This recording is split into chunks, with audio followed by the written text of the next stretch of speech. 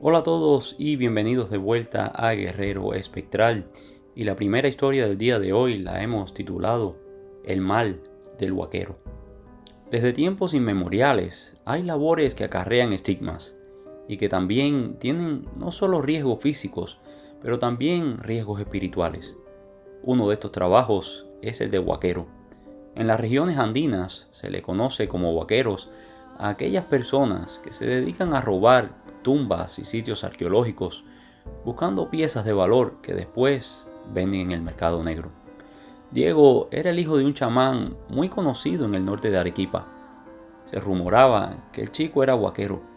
Contaba a la gente del pueblo que Diego, quien vivía con su padre en una tremenda pobreza, comenzó a manejar grandes sumas de dinero de la noche a la mañana.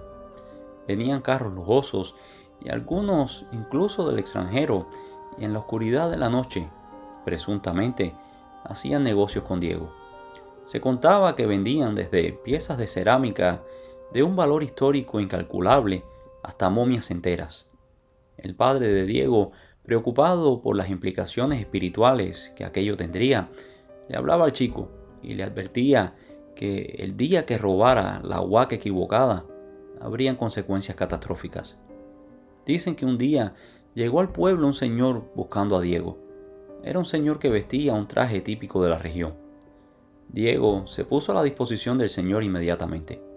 El señor le dijo que necesitaba de sus servicios, que un conocido le había dicho que él contaba con todos los equipos para encontrar y desenterrar un tesoro escondido. El señor le contó que el tesoro era enorme, que había muchísimo oro, que la huaca estaba en unas tierras que le había dejado su difunto abuelo, que si él estaba dispuesto, le daría el 25% de todo lo que encontraran. El chico miró al anciano y ideas no muy honradas comenzaron a surgir en su mente. Los dos estuvieron de acuerdo y decidieron verse el próximo martes, pues según la tradición o las reglas de los huaqueros, solo se debe cavar los martes y los jueves, o de lo contrario, el oro se irá a otro lugar. Ese martes, sin falta, llegó Diego con su ayudante. El chico llevaba equipos de medición, detectores de metales y todas las herramientas necesarias. Cuando los chicos se disponían a comenzar a trabajar con los detectores de metales, apareció el señor que los había contratado. Los chicos se asustaron un poco, pues no vieron de dónde llegó el señor. El hombre les dijo que no se preocuparan, que ellos no necesitaban buscar, que él sabía dónde estaba el lugar exacto. Los chicos se miraron incrédulos, pero siguieron al hombre. Efectivamente, en el mismo lugar que señaló el hombre, después de haber comprobado con los detectores de metales, se cercioraron que en efecto allí estaba el oro. Los chicos se dispusieron a cavar y cuando estaban como a 1 metro de profundidad, tomaron un descanso y vieron al Señor como rezando y haciendo ofrendas en el agujero. Los chicos miraron al Señor de forma muy sospechosa, sobre todo Diego, pues él creció viendo a su padre haciendo rituales y trabajando como chamán. Pero aquella cosa era nueva para él, nunca había visto algo igual. Era algo diferente. El Señor no estaba pidiendo permiso, era más como si tratara de despertar a algo o a alguien. Aquello se le hizo un poco incómodo, pero el prospecto de ganar mucho dinero apartó aquella incomodidad. El señor terminó y los chicos siguieron. Cavaron un poco más y se encontraron como un bulto o un fardo envuelto en una tela roja con flores azules. Comenzaron a cavar alrededor de aquel bulto y comenzó a salir lo que buscaban. El reluciente metal amarillo se asomó y, como poseídos, los chicos excavaban a todo lo que daban. Cuando terminaron, quedaron maravillados de lo que había en aquel hoyo. En el centro, un fardo casi redondo, como una bola, y alrededor del fardo, cuencos de barro ya negros por el paso de los años, piezas de oro e incluso restos de comida. Los chicos salieron del hueco y buscaron al dueño para enseñarle el tesoro, pero el hombre no aparecía. Los chicos esperaron un poco, pero igual el hombre seguía ausente. Diego le propuso a su compañero quedarse con todo aquello e irse del pueblo un tiempo. Aquello era suficiente para que los dos vivieran el resto de sus vidas sin necesidades materiales. El chico dudó, pero ante la insistencia de Diego, finalmente aceptó. Comenzaron cargando las piezas de oro y las cosas más pequeñas. Todo lo fueron organizando y protegiéndolo en la camioneta de Diego. Tenían que evitar por todos los medios que aquellos objetos valiosos se fueran a romper. Lo último que cargaron fue el fardo funerario envuelto en la tela roja. Y protegidos por la oscuridad de la noche, los chicos abandonaron el lugar. Diego iba callado y mirando la carretera, escuchando aquella maligna voz de la avaricia que le sugería deshacerse del chico. Se imaginaba cómo sería tener todo aquel oro para él. Deshacerse del chico sería muy fácil. Él no tenía familia, nadie lo buscaría ni lo extrañaría. Y en aquel momento decidió que era el lugar y el momento perfecto para ejecutar su plan. Diego fingió que el motor de la camioneta había dejado de funcionar. Su compañero tenía conocimientos de mecánica, así que bajó del auto y abrió el capó de la camioneta para revisar el motor. Diego encendió el motor. Parece que funciona. Ven, regresa. Y en el momento que el chico estaba bajando el capó, aceleró y le pasó por encima. Diego no lo dudó ni por un segundo. Siguió adelante y dejó allí a su amigo, agonizando en el polvo del camino. Diego condujo por días hasta que cruzó la frontera de Perú. Se estableció en un pequeño pueblo y poco a poco comenzó a vender todo lo de valor. Botaba el dinero en bebidas, mujeres y fiestas. Todo se fue acabando, hasta que solo le quedó el fardo. Diego, desesperado por dinero, decidió vender el fardo y todo lo que se encontraba dentro. Un día, desesperado, decidió abrirlo, y allí se encontró el cuerpo momificado de una chica. La chica estaba atada, pero estaba atada de una forma especial. Él había visto suficientes fardos para saber que aquello no era algo común. En la cuerda con la que ataron el cuerpo habían pequeños talismanes y grabados incas. Ignorante de todo, Diego solo lo zafó. Vendió la primera capa del fardo, que era la tela roja. Diego encontró unos excelentes compradores. Eran unos coleccionistas gringos que estaban dispuestos a pagar lo que fuera por aquel textil. La condición de la tela era impecable. Parecía que lo habían acabado de hacer. No se explicaban cómo algo que había estado bajo tierra por cientos de años estaba en aquel estado de conservación. Diego estaba feliz de haber vendido aquello, pero no se sentía muy bien físicamente. Desde el día que había abierto el fardo, un malestar que le invadía el cuerpo no lo dejaba tranquilo. Diego comenzó a perder mucho peso y su piel comenzó a tomar un tono amarillento. El malestar que sentía era tal que se vio obligado a ir al médico. Después de examinarlo, el médico sospechó alguna dolencia hepática. Probablemente el hígado estaba mal por los excesos de alcohol. Para sorpresa del médico, aquello era algo nunca antes visto. El interior del chico no se veía bien. Algunos órganos tenían secciones como necrosadas. Los órganos estaban tomando un color como carmelitoso. Parecían los órganos de un difunto. Algo muy malo estaba sucediendo. En otras palabras, Diego se estaba pudriendo vivo. Los médicos no sabían cómo tratar aquello. Los médicos le dieron unos días de vida, a menos que lograran revertir aquello. El chico se fue al aeropuerto a tomar el primer avión de vuelta a casa. Mientras estaba en la sala de esperas del aeropuerto, en las noticias, comenzaron a pasar un accidente aéreo de un pequeño avión privado. 4 norteamericanos habían perdido la vida sobrevolando Nazca. Diego quedó lívido cuando las noticias mostró la identidad de los fallecidos en el siniestro. Eran los gringos. Eran los gringos que le habían comprado la tela. Diego sabía que estaba en graves problemas. Fue solo llegar a la casa de su padre para que él mismo le diagnosticara el mal del huaquero. Diego estaba maldito y no había forma de quitar aquello. El padre hizo sacrificios, rituales, pero aquello era irreversible. La muerte de Diego era inminente. Se decía que el lugar donde Diego sacó la huaca era la tumba de una poderosa chamana inca, que se sacrificó por su pueblo. Ella se ofreció para proteger a su pueblo por toda la eternidad. Quien desenterrara su cuerpo sería víctima de una devastadora maldición. Una de las teorías era que el señor que contrató a Diego era un chamán, cansado de que se saquearan las tumbas de su pueblo, que profanaran los lugares sagrados de sus antepasados, y que este chamán había invocado el espíritu de aquella chamana, ya fallecida, y ofreció la vida de los muchachos para que este espíritu se fortaleciera, y pudiera así cumplir su deseo de proteger a su pueblo, incluso desde el más allá. Otros creen que el hombre era la misma chamana que guió a los chicos hasta su muerte. Se decía que Diego, tiempo atrás, había saqueado la tumba de un importante monarca, quien había sido a su vez, en vida, el padre de la chamana, y que la chica había tomado la forma de su padre para buscar venganza. Nadie tiene la verdad absoluta, ni la respuesta certera a lo que le pasó a Diego. Lo que sí es sabido fue que el chico murió en condiciones verdaderamente lamentables. Lo que sí aseguraban los que vieron el cuerpo del chico antes de que sellaran el ataúd es que el cuerpo estaba en un avanzado estado de descomposición. Y la segunda historia del día de hoy la hemos titulado Aquel perro nos atormentó.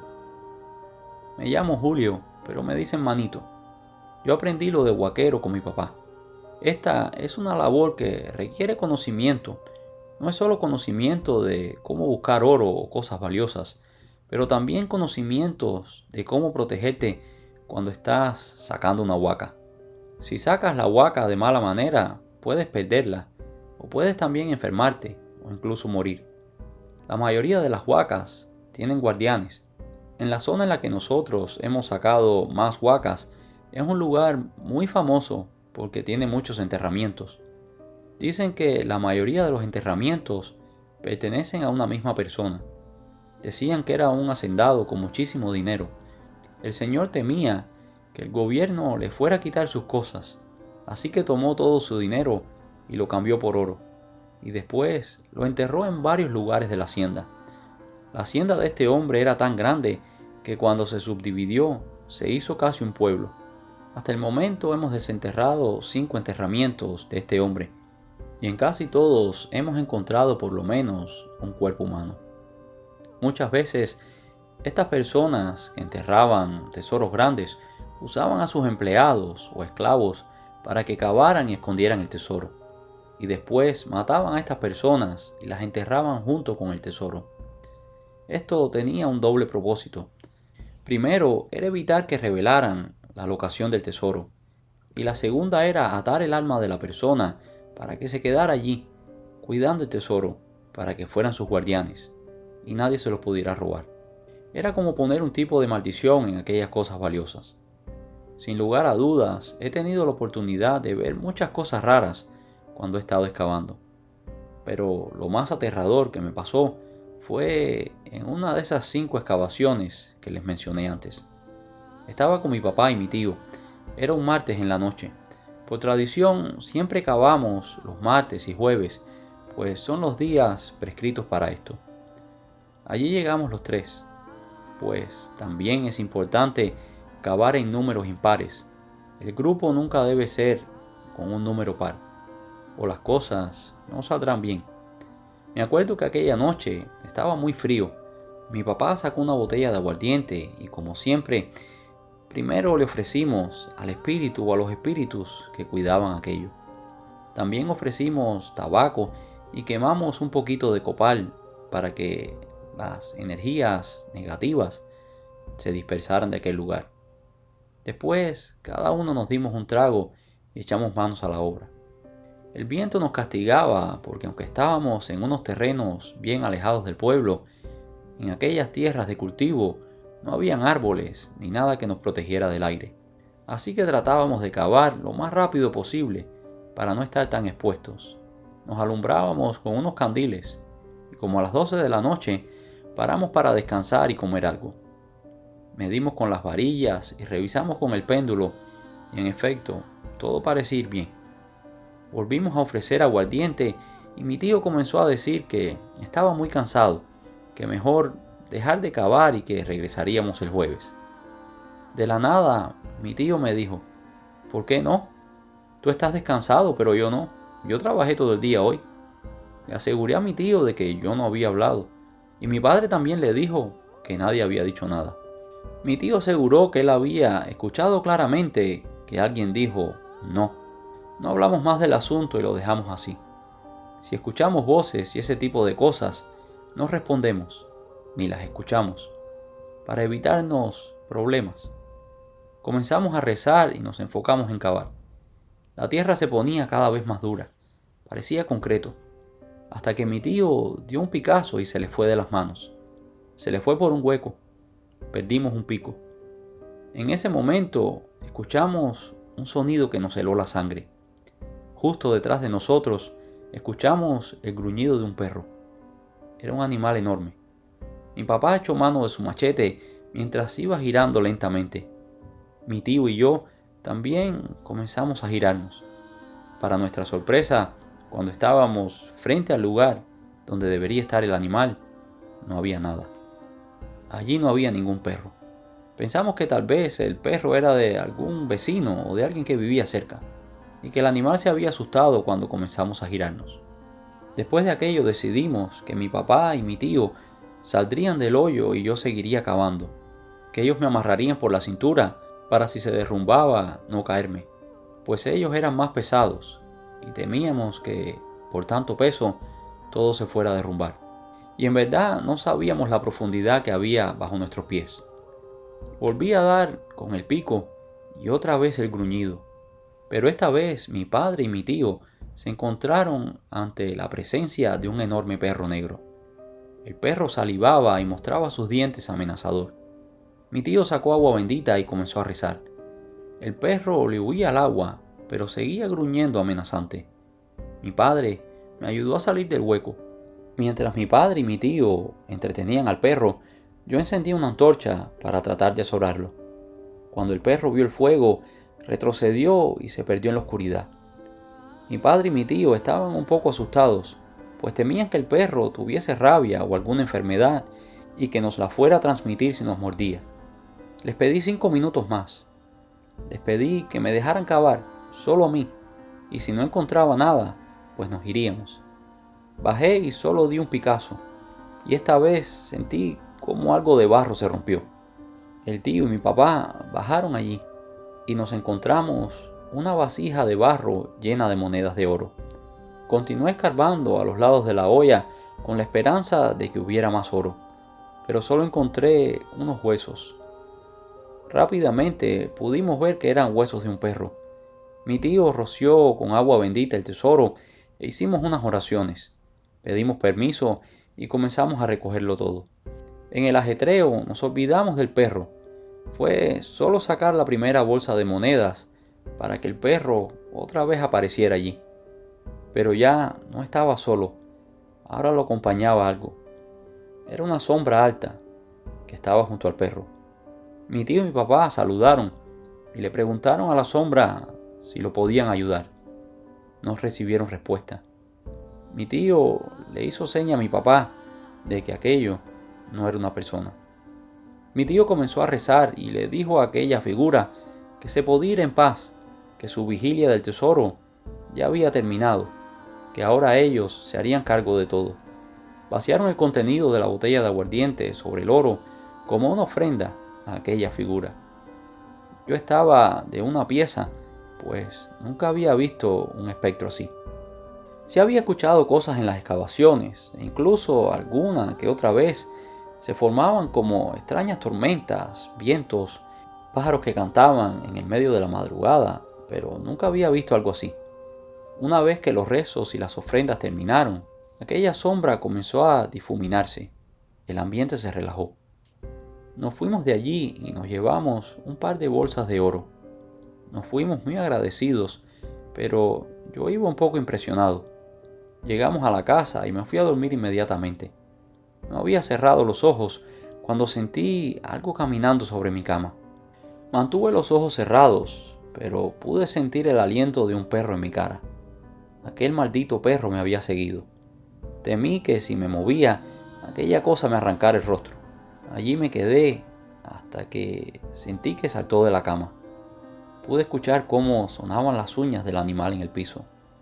Con el rabillo del ojo vi que aquel enorme animal salía de mi habitación. Me presigné y comencé a rezar. A la mañana siguiente le conté a mi padre, que me aseguró que todo estaba bien, que seguro había sido un sueño, había sido una gran impresión. Creo que me lo dijo para tranquilizarme, pero ni él mismo lo creía. No podía dormir bien, me acostaba y solo pensaba en que aquel desgraciado perro podía venir a hacerme daño. Pero por 2 noches no vino. A la tercera ya estaba exhausto y me acosté a dormir. Caí en un profundo sueño. Pero cerca de las 3 de la mañana, otra vez, el bajo pestilente de aquella bestia me despertó. Otra vez estaba parado encima de mí, como deseando que me moviera para destrozarme. Lentamente fui buscando la cruz que tengo en mi cuello hasta que la alcancé. Enseguida comencé a rezar y aquella simple acción hizo que el perro se bajara de la cama. En ese instante escuché un grito de mi padre. Corrí a la habitación y allí estaba en el suelo. Aseguraba que algo o alguien lo había alado por los pies y lo había tirado al piso. Él trató de no darle importancia, pero yo sentí su miedo. Un momento después sonó el teléfono. Era la esposa de mi tío. Se había encontrado a mi tío inconsciente al pie de la escalera. Al parecer se había levantado y había bajado a la planta baja de la casa y se había caído en la escalera. Enseguida fuimos al hospital. Cuando llegamos, ya el tío estaba despierto. Tenía una pierna rota, pero nada más. Cuando su esposa no estaba presente, nos confesó que él se había despertado y que había escuchado un ruido. Y cuando fue a mirar, vio una sombra cerca de la escalera. Cuando fue a revisar, sintió cómo lo empujaron por la espalda. Nosotros también le contamos lo que habíamos vivido.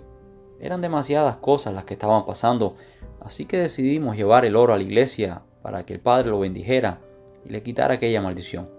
Después de darle una generosa donación a la iglesia para los pobres, el sacerdote acordó bendecir y exorcizar lo que habíamos desenterrado. Después de aquel día todo volvió a la normalidad. La verdad, después de eso pasó un buen tiempo para que volviera a acabar. La verdad es que no importa cuánto trates de protegerte, hay cosas que sobrepasan cualquier tipo de protección. La monja y el diablo. Y si están listos para sumergirse en esta terrorífica trama, vamos a comenzar. En el año 1973, en un pequeño pueblo en el norte de España, había una abadía donde las monjas vivían pacíficamente. Todo cambió cuando la joven hermana Lucía llegó como novicia para unirse a la comunidad religiosa. Lucía era callada y muy obediente. La madre superiora estaba muy complacida con la novicia.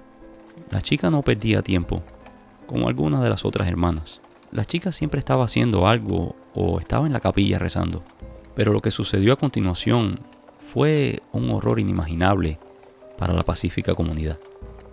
La hermana Lucía comenzó a tener unos sueños extraños y a escuchar ruidos en las noches. Inmediatamente le contó a su confesor. El sacerdote le había dicho que probablemente era el cambio, que cada persona reacciona de una manera diferente ante lo nuevo. La hermana insistía que aquello no era normal, y lo más aterrador es que afirmaba que el mismísimo diablo se le había aparecido, tratando de tentarla y de llevársela al infierno. El contenido de los sueños de Lucía llegó a los oídos de las otras hermanas. Las hermanas no le dieron importancia, pues pensaban que era simplemente la imaginación de la joven novicia. Pero pronto ocurrieron sucesos inexplicables que cambiarían todo. Una noche de invierno, bajo el más crudo de los fríos, la paz del sacrosanto lugar se vio interrumpida por unos gritos que venían de la celda de la novicia. Eran unos gritos terroríficos. Asustadas ante la posibilidad de la presencia de un ladrón, las hermanas se armaron con lo que tenían a mano. Las religiosas se reunieron frente a la puerta de Lucía, quien seguía gritando aterrorizada. Las hermanas pedían que abriera la puerta, pero la chica no abría. Segundos después llegaba la Madre Superiora con un manojo de llaves que contenía copias de todas las llaves de las cerraduras del convento. La madre introdujo la llave y abrió el cerrojo, pero la puerta estaba como clavada, como soldada. La puerta no abría. En ese instante se escuchó una voz ronca y profunda que aseguraba que Lucía era de él. Algunas de las hermanas, rosario en mano y rodillas en tierra, comenzaron a invocar la protección divina. Finalmente lograron abrir la puerta y ahí encontraron a la pobre Lucía, con la ropa deshecha, llena de moretones y arañazos. La madre la cubrió inmediatamente y le pidió a las otras hermanas que prepararan un té para la aterrada Lucía. La superiora tranquilizó a la chica y cuando ya pudo hablar, le preguntó qué había pasado. Lucía le contó que estaba dormida cuando comenzó a escuchar como un bramido. Cuando Lucía abrió los ojos, una figura enorme estaba parada ante ella, y antes de que pudiera hacer la señal de la cruz, aquel ser la tiró al suelo y comenzó a atacarla. La Madre Superiora comenzó a sospechar que el maligno atacaba a la chica por su santidad, como mismo había atacado a muchos otros santos a lo largo de la historia de la Iglesia. La Madre Superiora inmediatamente notificó al obispo. Después de todo, tener una santa en el convento daría un gran prestigio. La madre le daba un tratamiento especial a la chica. Ya Lucía no se ocupaba de labores como limpiar el piso o cocinar o fregar después de la cena. Ahora Lucía era la dama de compañía de la madre. Las hermanas murmuraban a espaldas de la chica y algunas comenzaron a decir que la chica estaba fingiendo, que a ella nadie la había atacado. Lucía comenzó a pasar tiempo a solas en la capilla del convento. Las hermanas rezaban en la iglesia anexa al convento, pero Lucía siempre estaba sola, siempre se recluía en la pequeña capilla. Las hermanas sospechaban que ella no estaba rezando todo el día y la noche como ella aseguraba. Dos de las monjas acordaron espiarla esa noche. Las dos montaron guardia fuera de la capilla, pero el cansancio las venció y las dos se durmieron. Tiempo después, una de las monjas se despertó escuchando sonidos muy raros. La hermana entreabrió la puerta de la capilla y vio a Lucía haciendo unas marcas en el piso. Después se paró entre 5 velas negras y comenzó a hacer unas invocaciones. La hermana entendía perfectamente los nombres que mencionaba. La novicia hablaba un perfecto latín, como las hermanas mayores, que lo habían estudiado por años. Una de las hermanas corrió a buscar a la superiora. La monja que quedó vio cómo se materializó una figura enorme. Era algo horrible. La hermana Lucía estaba en un trance. Su cuerpo se cubrió de símbolos oscuros. La chica se postró ante la abominable figura y comenzó a hablar en otra lengua, una que el hermano no entendía. En ese momento, aquel ser mostró lo que parecía un niño envuelto en un paño azul. El llanto del niño no era un llanto normal, eran como chillidos ensordecedores. En ese instante llegaron las otras hermanas. Ante tal conmoción, lo que le había permitido a aquel ser materializarse se rompió. La madre quedó estupefacta al ver todos aquellos símbolos, las velas negras y a Lucía en el piso inconsciente. Las hermanas la levantaron y la llevaron a su celda. Inmediatamente avisaron al capellán. El sacerdote se encontró con lo más espeluznante que había visto en su vida. Las otras monjas intentaban ayudarla, pero la hermana Lucía estaba poseída. Y entre escupitajos, patadas y empujones, Lucía mantenía a las otras hermanas alejadas de la cama donde yacía semidesnuda. Una oscura fuerza había robado la voluntad de la chica. El sacerdote comenzó a rezar y las cosas comenzaron a calmarse. El padre mandó a traer el Santísimo Sacramento para exponerlo en el cuarto mientras las hermanas rezaban. Las cosas parecían calmarse. A la mañana siguiente la chica estaba mucho más tranquila, pero muy débil y solo lloraba.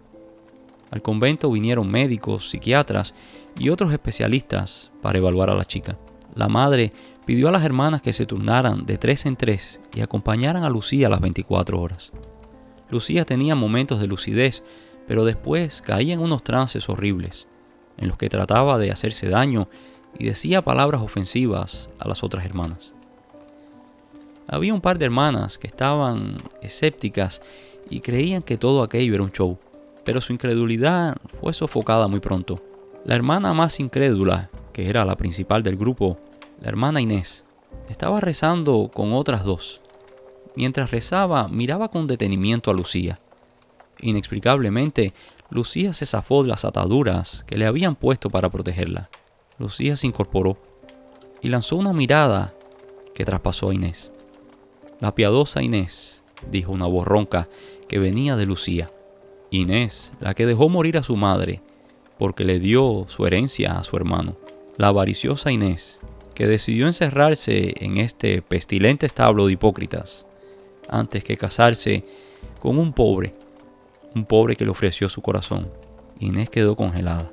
Aquellas palabras trajeron recuerdos y viejos arrepentimientos. Todavía estás a tiempo. Puedo darte el dinero que te pertenecía y que tu madre prefirió darle al vago de tu hermano.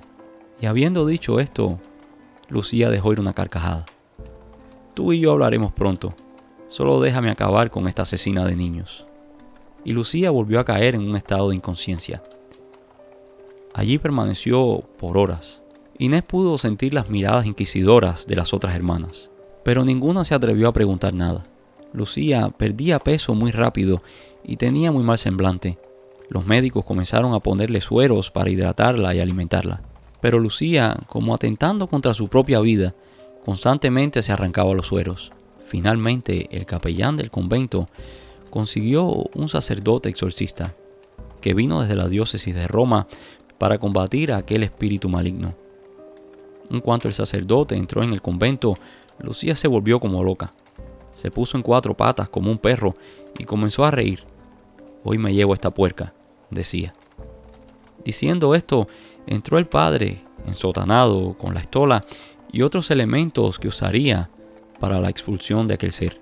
Y antes de que el sacerdote comenzara a hablar, de la garganta de Lucía salía una voz gruesa que retumbaba en toda la habitación, y con un tono de burla comenzó a decir: aquí estamos todos reunidos para enjuiciar a esta pecadora que fornicó con un sacerdote, concibió un hijo y después lo asesinó. Ha llegado el verdugo que castigará a esta pecadora criatura, cuya alma he venido a buscar para torturar por los siglos de los siglos. El sacerdote no prestó atención y seguía concentrado en los preparativos.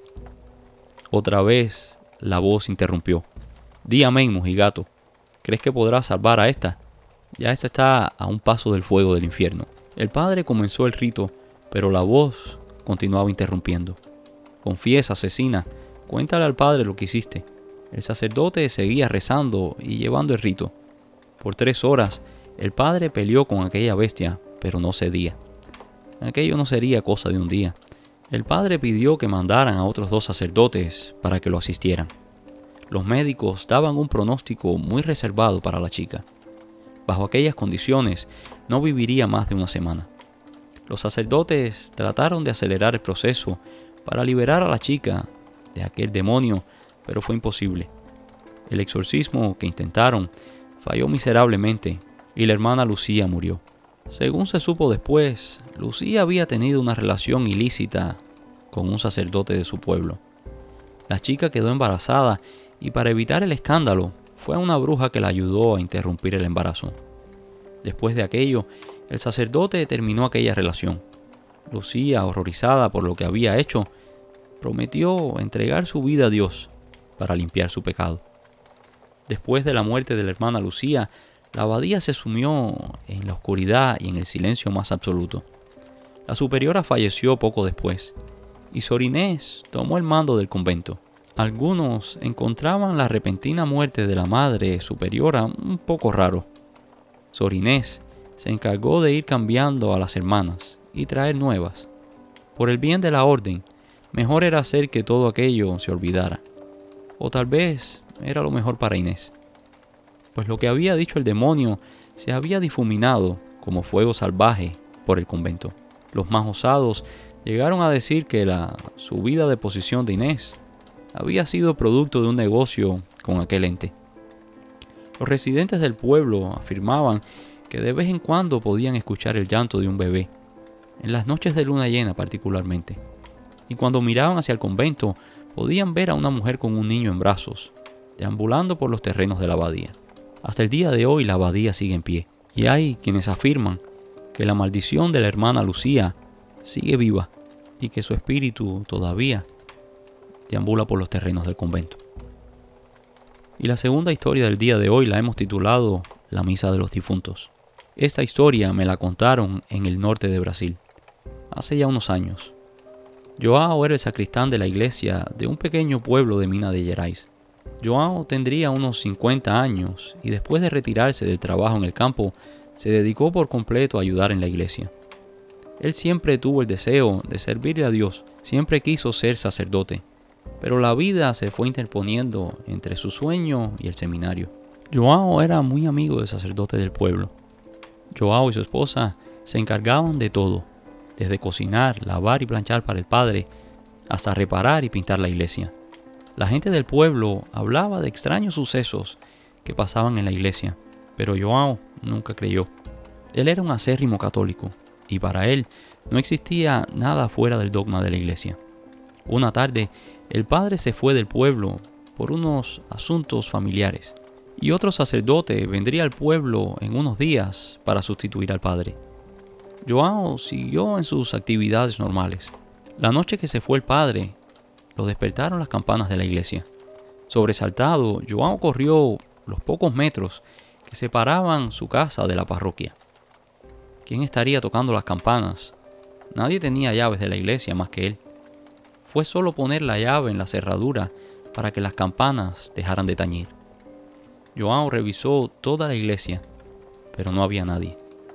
João durmió aquella noche en la iglesia, pues temía que fueran a robar o algo peor, que fueran a vandalizar el templo. A la mañana siguiente, los vecinos preguntaron curiosos por qué las campanas habían tocado a medianoche. Él les comentó que no sabía, que tal vez había sido alguna broma. La segunda noche transcurrió tranquila hasta la medianoche, cuando volvieron a sonar las campanas. A la mañana siguiente revisó todo, pero no había nada fuera de lugar. Otra vez, a la noche siguiente, las campanas tañían a todo. Y otra vez João salió corriendo en busca de los intrusos que osaban tocar la campana. Pero otra vez nada. Así pasó por 3 días seguidos. Al cuarto día, las campanas no sonaron. Intrigado por aquel silencio, João se asomó. Eran las 12 de la noche, y toda la iglesia estaba iluminada. Primero pensó que tal vez el padre habría vuelto, pero después pensó que el padre había dejado las llaves con él para cuando viniera el otro sacerdote. Así que seguramente eran los que habían estado tocando las campanas. João corrió a la iglesia como las 3 noches anteriores. Iba dando tropezones y maldiciendo a aquellos desgraciados que estaban vandalizando la iglesia. Abrió la puerta y ahí estaba toda la congregación reunida. La iglesia estaba a reventar. El celebrante estaba de espaldas a la congregación, como era la costumbre en aquellos años. El celebrante hablaba en latín y los fieles también respondían en la lengua de la iglesia. João pensó en acercarse al altar, pero no quiso molestar, así que permaneció de pie, sin saber que recibiría el susto de su vida cuando el sacerdote celebrante se volvió al pueblo. Era una carabela. Y también los fieles que asistían a la misa ya no formaban parte de este mundo. João cayó al piso inconsciente, y así permaneció hasta que uno de los vecinos lo encontró acostado a la entrada de la iglesia. Bromeando, despertó a João. João, deja de tomarte el vino de la misa. Mira cómo estás de borracho. João se despertó, pero no se atrevía a contarle a nadie lo que había visto. Solo se lo contó al padre, bajo secreto de confesión.